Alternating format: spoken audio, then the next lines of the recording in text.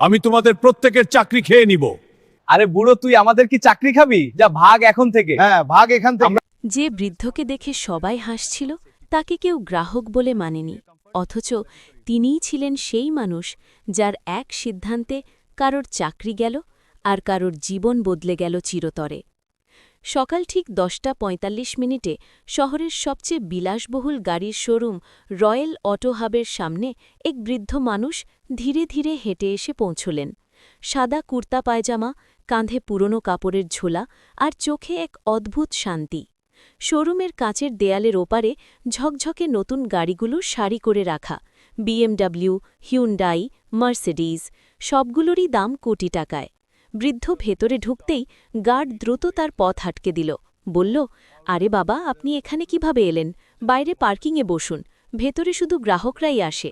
বৃদ্ধ হালকা হাসি দিয়ে বললেন, ব্যাটা, আমিও তো গ্রাহকই, ভেতরে ম্যানেজারের সঙ্গে দেখা করতে চাই, একটা গাড়ি দেখতে হবে।